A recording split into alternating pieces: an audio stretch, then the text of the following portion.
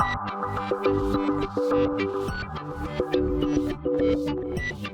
and welcome to my playhouse, and today we're gonna be messing with replacing a CPU in the awesome Lenovo SR650.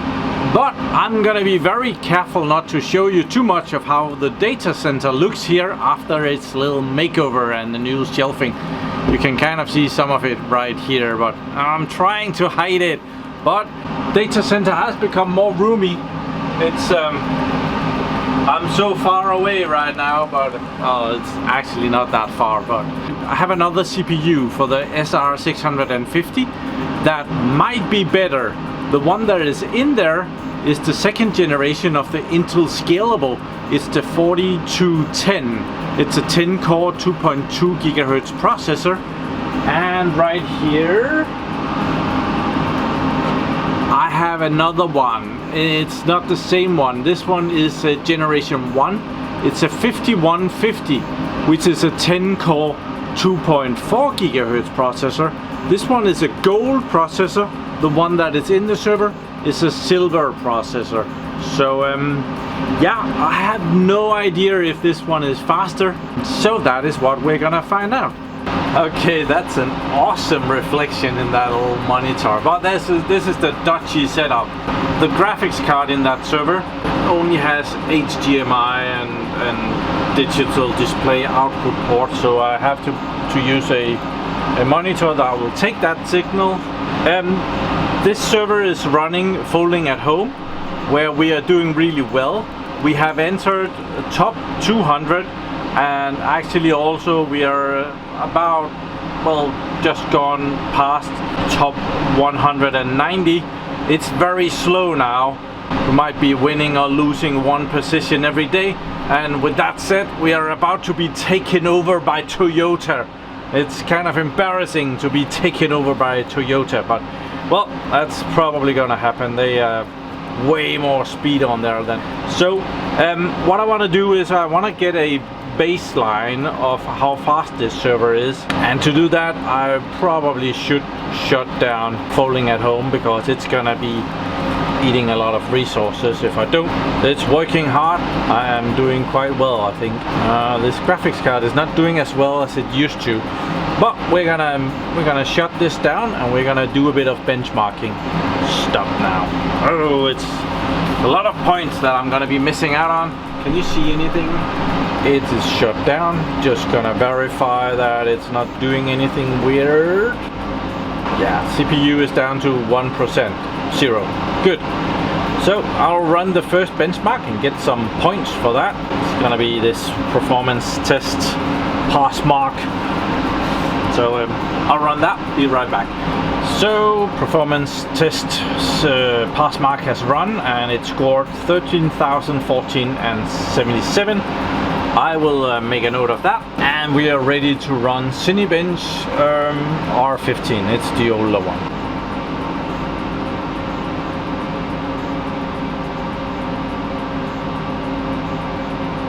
Okay, 1464.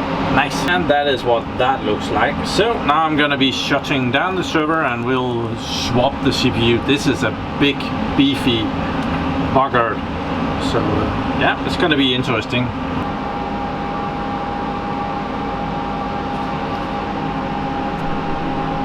And it's blinking over here, means that it's off. I'll go around the back and remove the cables for it. It's now powered off, no power on it, so we can now take it out. So here is the CPU that we are going to be replacing. I do not have a setup that supports 2 CPUs for this server yet. These CPUs are kind of expensive. I see that I need some tools to release this. It takes talks, and they haven't supplied one of those. That would have been a nice tool to have in the server, just sitting around. Okay, I found a screwdriver, and it's a Torx 30.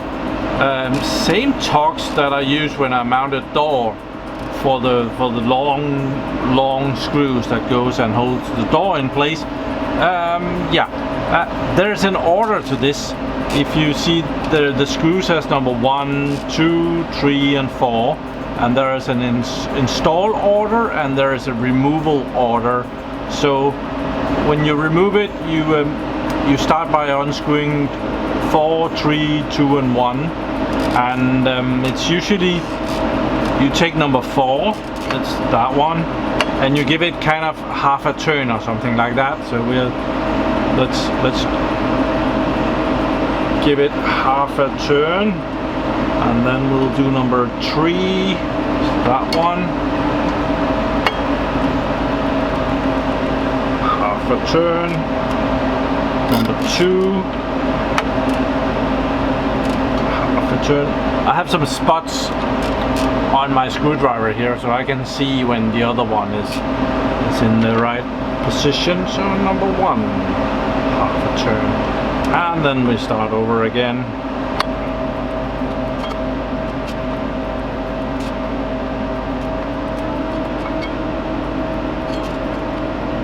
The screw number 1 and 2 seems to be very loose already. It's 3 and 4 that is holding everything together at the moment.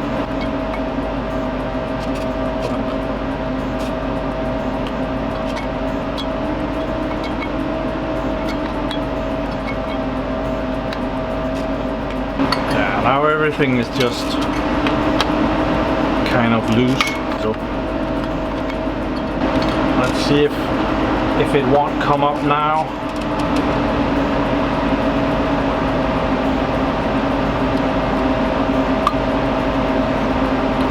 It seems like I have cheated on screw number 1. There we are. And down there we have that socket that has so many pins. Everything can go wrong with that many pins. And the CPU is stuck to the cooler here. We need to swap those around. So let's see if we can fix this. Let's make sure that we put this in the right way. It has to go in that way. That's important. And we need to get the CPU off of the cooler. That's easy enough. We release it here and there. And there's little tabs on here that will release the plastic that is holding the CPU in place. And when the CPU is released here, it's only the cooling that is holding it in place, which is also enough to hold it in place. So yeah, I felt that it came loose now, so we are able to take it up here. Oh, blue cooling compound. Never seen that before. So I'll take some paper and I'll clean that up.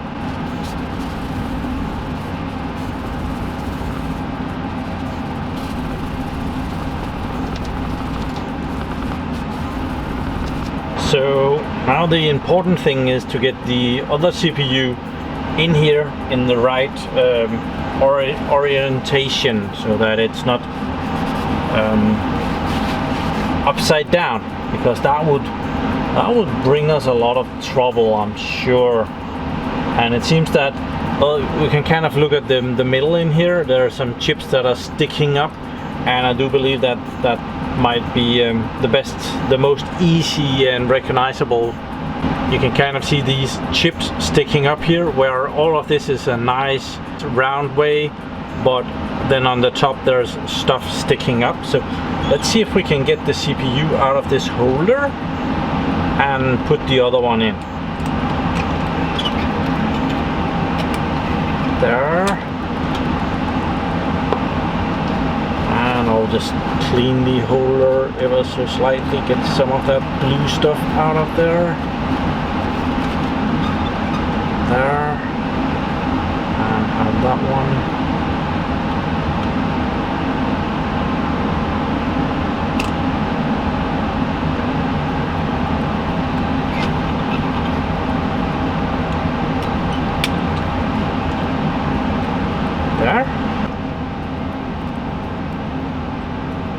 And I'll clean this a little bit for storage.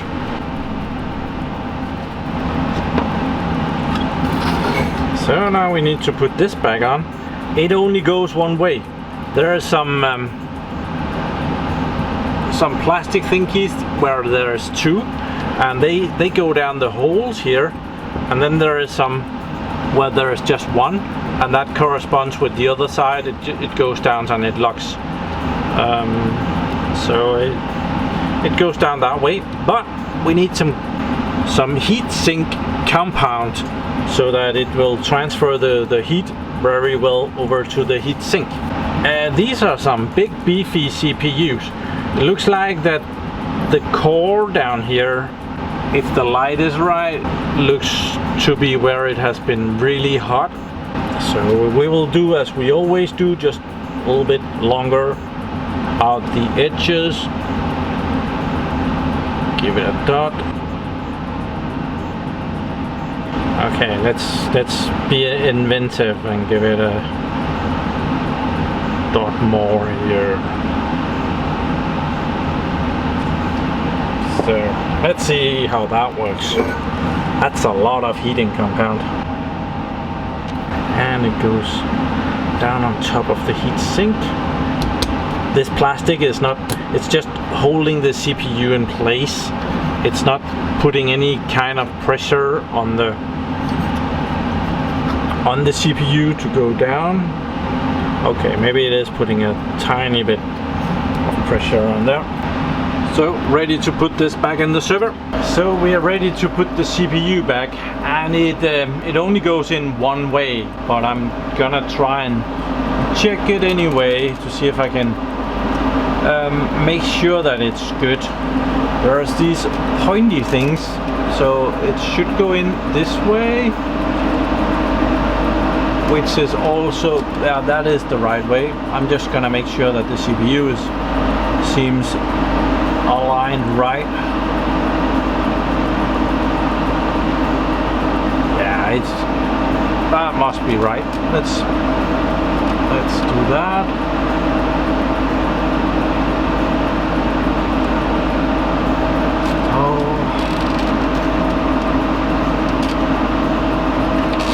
I've never seen blue heat compound before.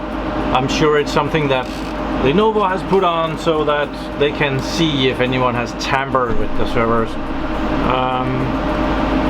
I'm gonna tighten number 1 a little bit and number 2 a little bit until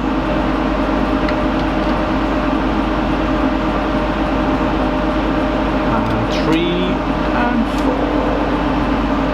Just until they touch down there, and then I'm gonna go over and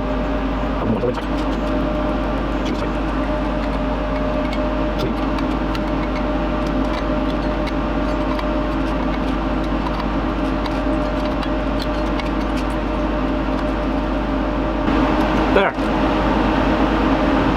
Let's hope everything is good. We'll put this back in place. Cable out of the way, put the cover back on.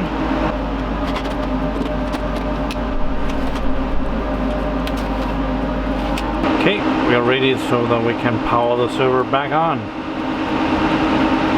And we do have a signal through, which is always a good sign because oh dear, what can we do here? Make that reflection go away? Way better. But I'm over here. oh dear. It's a cute little monitor. It has its downsides. That was weird. It switched to the other screen. So I guess I'll log in here. Okay, we're back in. It took another reboot. When this was the main screen, it crashed. Having that graphics card in there is weird. If it doesn't take this, if it doesn't use the graphics cards, it crashes. If it gets to use the graphics cards, it's okay with it. It's really weird. So that's why I have this little monitor, because that was just easier. Otherwise I have to go into safe mode and disable the graphics card, do a normal boot, boot it up and then enable the graphics card, and it will work when Windows Server has loaded, so the monitor is a workaround. So as you can see, folding at home is still stopped. Just wanted to make sure that that wasn't running. And down here we can see that the Gold 5150 CPU is running. It's running at 2.4 gigahertz. Well, actually 2.39. I'm being cheated out of 100 megahertz. I'll sue. Actually right now it's just running 1 gigahertz, so it's clocking down. This server is not set up for optimal performance. It's set to ramp up and down the clock frequency as it fits. I could get some more out of it if I wanted to do the other thing, but power is also an issue here at my PlayHouse. Have to find a balance there. So let's run the test and see how that does. So running the test now, shouldn't take long. It's done and it scored 13,697. I'll continue right away and do the Cinebench test here.